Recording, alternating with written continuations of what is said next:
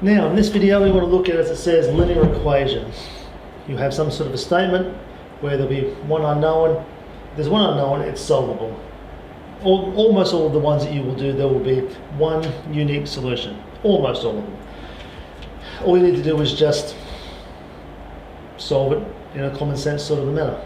First thing I want to point out to you though is this. This is actually two numbers multiplied together.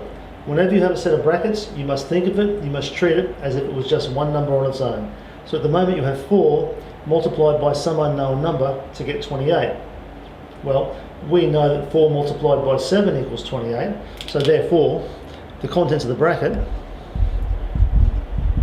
must be equal to 7. Or if you want something a little bit more algebraic or a little bit more mathematically correct, this multiplied by 4, we undo that by doing divide by 4.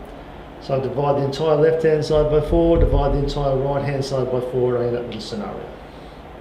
So from here, of course, I want to get rid of the take away 3, so I undo that by plus 3, Mr. O'Sullivan. By plussing 3 to both sides. So 2 lots of my unknown must be equal to 10. If I now go through, divide both sides by 2, I'm left with 1 lot of my unknown must be equal to 5. So fairly straightforward sort of approach. Over here, question number 2. It's a very similar question, just one very small step higher. There's still only one unknown, that's the unknown x. It just happens to be in 2 locations. So when you have that situation, always got to keep in mind, we gather all the unknowns onto one side. So these 6 x's, 6 unknowns on the left, these 2 unknowns on the right, let's gather them onto either the left side or the right side. It doesn't matter which. So I'm going to, there's more of them here on the left, so I'm going to gather them to the left.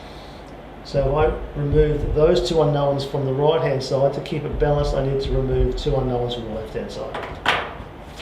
So that gives me, subtract them, 4 unknowns plus 4, that comes to 0, so I've got 36.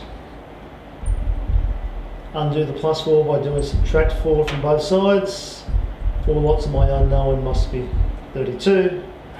I don't want 4 lots of the unknown, I only want 1 lot of the unknown.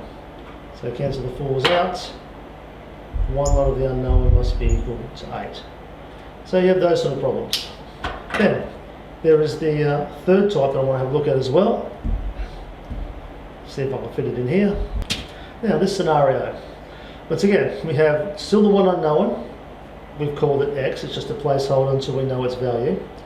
And it's in 2 separate locations, one on the left, one on the right, but they're locked inside a set of brackets. So priority 1, get them out of their brackets, liberate them from their brackets. So this entire bracket is occurring twice. So the 4x occurs twice, 8x. The 3 occurs twice to give 6.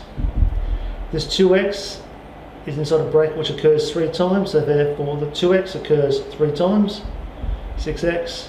The 7 occurs 3 times to get 21.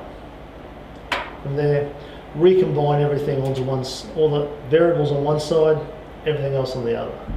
So if I take 6 unknowns from both sides, that'll give me 0, they'll disappear from the right.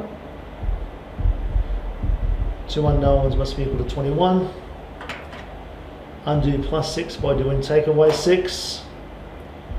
2 unknowns must be equal to 15.